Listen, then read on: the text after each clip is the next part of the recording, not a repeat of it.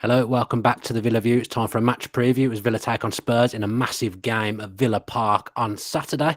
I'm your host, Dan Bardell, joined by my Transfer Talk colleague and Villa fan, Dave Reed. And actually, from what we hear in the last few days, we could be quite busy talking about Villa in the summer, which would be really, really nice, Dave. How are you? I'm very well, thank you. Thanks for having me on again. That's our pleasure. Our pleasure to have you, Dave. Always welcome on the channel. Now, I've been doing another podcast, so I haven't seen it, but Unai Emery has done his press conference. Villa have a fully fit squad this weekend for what feels like the first time in a long time. Yeah, and Unai Emery said that, I think, in his news conference today. He said that it's the first time that he's been able to call on everyone. I think the only one that's unavailable is Jed Steer, which has kind of been the story of his last couple of years. So everyone is fit and available. That includes Matty Cash. We've seen him in a few of the training pics. He is available, and also Diego Carlos as well, ready to play a part again. So, yeah, interesting to see his team selection this weekend. Do you think Diego Carlos will play a part or perhaps even start? I kind of felt that happening in the Wolves game was maybe an insight into what would happen in this game. I kind of like the thought of Konsa being at right back up against Son. I know Son's not been great this season, but he absolutely destroyed Villa last season. I kind of like the thought of Carlos coming into that back four for this one. Yeah, I mean, I get the feeling in an ideal world, he would have reintroduced Diego Carlos a little bit sooner than he has done. But I think partly that's due to how well that we've been playing and the fact that he hasn't want to kind of upset the apple cart by chopping and changing too much. So I think probably Diego Carlos is kind of up to speed in terms of his kind of non-match day fitness. But for me, it would be a little bit too soon to start him in a game, seeing as he only had a few minutes last weekend. So I think probably it will be the same back four. Would be my kind of hunch on it.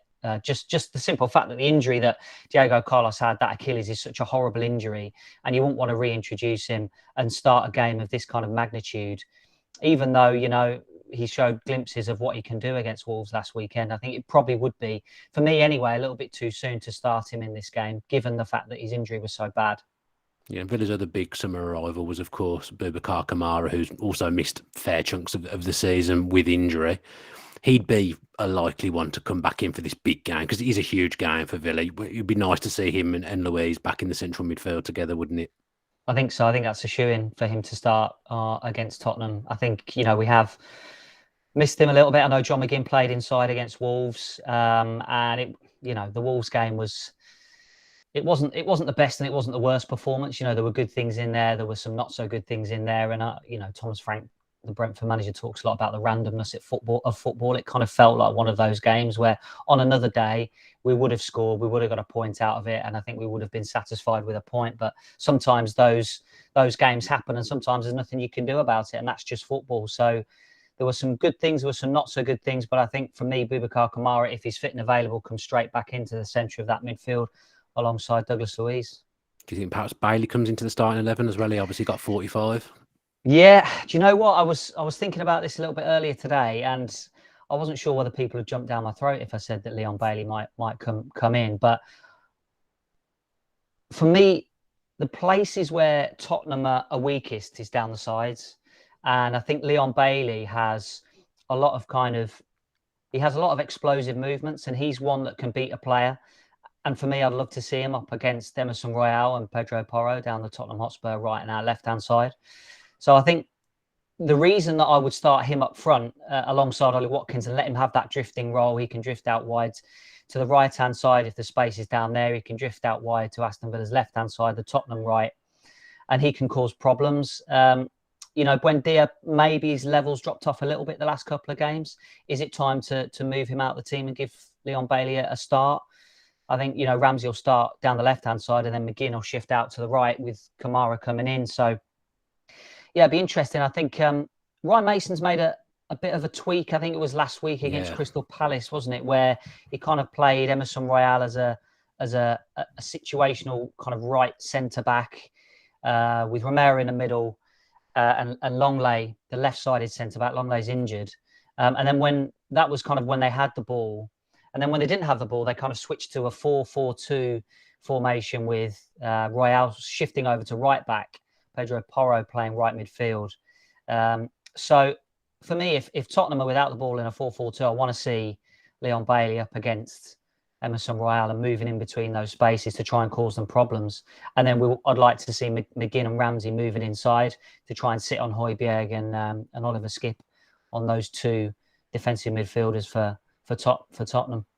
Yeah, it's going to be interesting. Like you say, there was those tweaks last week. Tottenham needed to do something because they couldn't go on shipping goals in the manner that they've done. But I've only seen the highlights, in all honesty. I've not gone back and watched 90 minutes of Tottenham against Crystal Palace. But it did look like it freed up Porro, and he had a lot of the ball and he looked quite dangerous. He's a player that's coming in with some pedigree. The Portuguese league is a strong league, and they've signed him from Sporting, I think it was. And Porro's come in.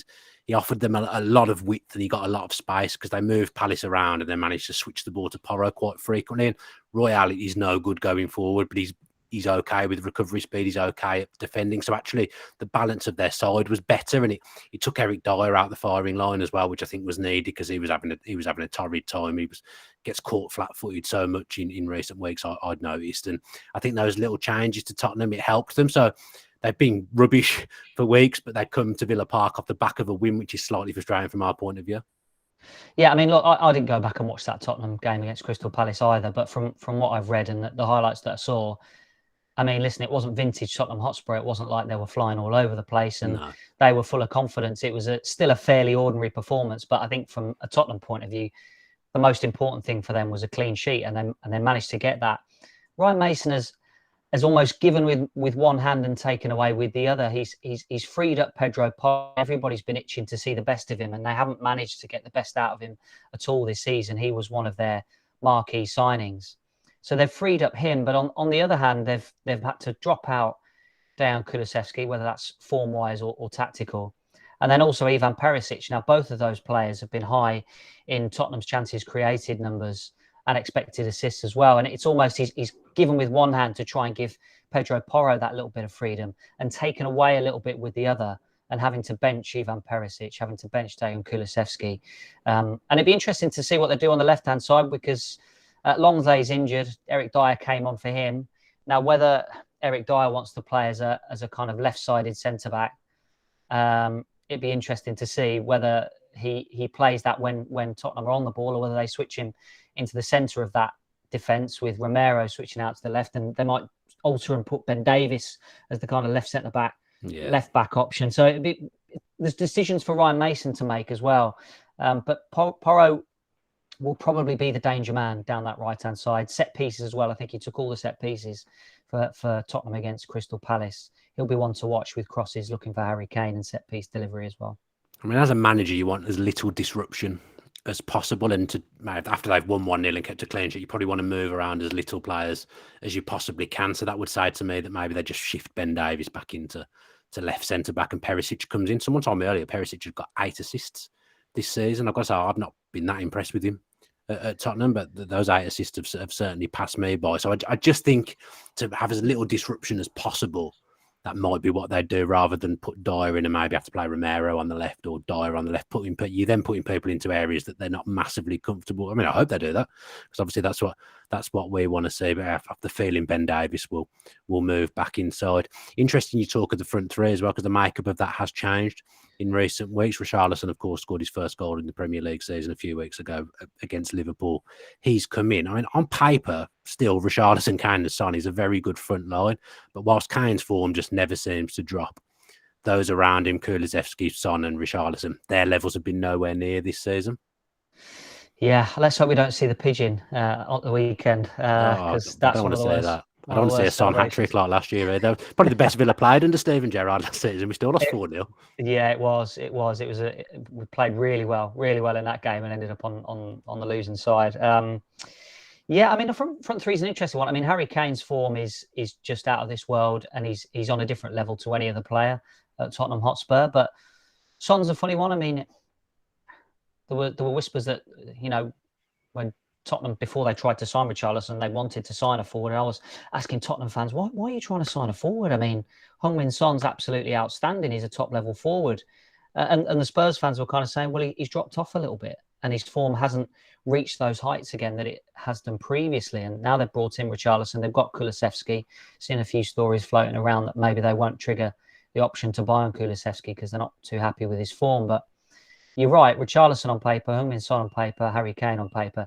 it's a frightening front three, and it's a top four front three as well. So the fact that Tottenham aren't chasing really Champions League football anymore says a lot about the kind of the way their season has gone, the coaching that they've been working under Antonio Conte and Christian Stellini.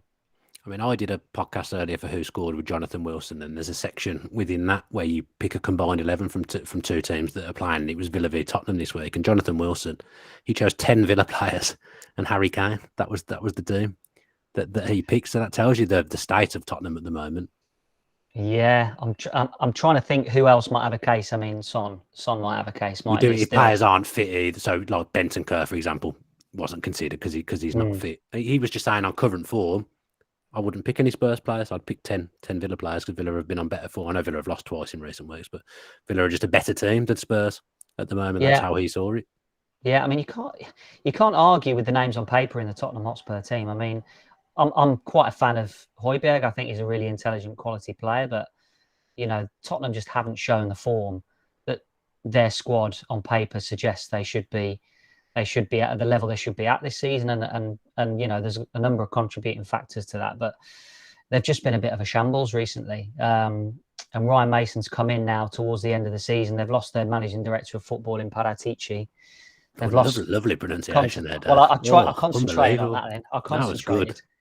That was good. They've lost Conte, they've lost Stellini. It's a total refresh for Tottenham this summer, and they're kind of limping towards the end of the season with the hope of getting some Europa League football. So hopefully we can try and take advantage of that. I think the one thing that plays in Tottenham's favour is Ryan Mason's itching. He's eager. I don't think he's going to be one to let these Tottenham players kind of let the season drift away from them, because I think in his first presser as Tottenham manager, he said he was ready 9 times or something like that. He wants to impress. He wants to do things that might be able to lead him onto a job down the line. So from a Tottenham perspective, Ryan Mason won't be letting them sit on their laurels for the rest of the season. It's a huge game, this one. When we played Newcastle, I felt like that game was really hyped, and it was on. I suppose it was on TV. It was the first game of the Premier League week, and I felt like there was a massive build-up to that, a real sense of anticipation. I haven't felt that about this game, although arguably it's actually a much bigger game. Yeah, it's funny. The Newcastle game, it was like a drug, and I'm not sure where I'm going with this analogy, but it was like a drug. We're not advocating drugs, that's for sure. Everyone was so high, and we were searching for that high again. And it's not quite come since the Newcastle game. I think performances haven't quite reached that level.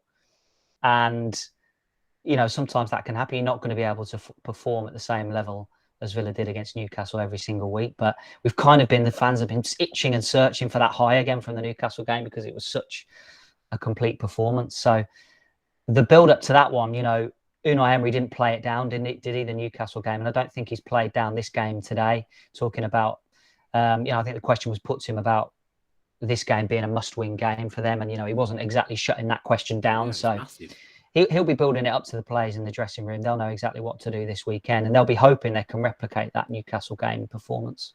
Yeah, so what's your score prediction then, Dave Reid? What are you going for? I'm going to go for a 1-1 draw. 1-1 draw. Yeah, that's going to be my prediction. It's not helpful to us, sir. It's not at all. Especially with Liverpool next week. I think we'll win. I'm going to go 2-1 to Villa. It feels inevitable that Harry Kane will score at some point, because he's just on complete fire at the moment. He only needs a sniff of goal, and it's in the back of the net. But we need to start putting the ball in the back of the net again, because it's been a couple of games without a goal for us. But I think at home, I think the atmosphere will be up. I think this is such a huge, huge game. I think if we can get that atmosphere going again, the players will thrive off it. And Tottenham have got that weak mentality, I would say, within them. If it starts to go against them, Villa can take advantage of that. So, yeah, I'll go 2-1. I think they've made them one of the highest mistakes leading to goals, errors leading to goals. So if we can get at them early, particularly if Dyer comes into that side, I think he's vulnerable at the moment. I like him as a player, but I think he's vulnerable at the moment. So if we can get at them early, I think we've got a very good chance. Yeah, okay. Well, we like my prediction a lot more than we like yours. Dave, thanks ever so much for coming on and chatting with me as ever on this match preview show. Go back and check out 1874 that was released last night. Greg and myself looking over the new hierarchy that's coming to Villa Park and the control that Unai Emery has over the football club. It's a not because of me. It's a good watch and a good listen because Greg's got a lot of info in there. So go back and watch that if you haven't done already. We've also got the Stato preview that'll be tomorrow afternoon or evening at some point. So watch out for that. Subscribe to the channel with your post notifications on so you know exactly when the videos are coming, and leave us a nice little comment and a cheeky like as well if you have enjoyed the video. As I say, I'll be back tomorrow with Stato. Enjoy the rest of your Thursday. Thanks to Dave. Up the Villa.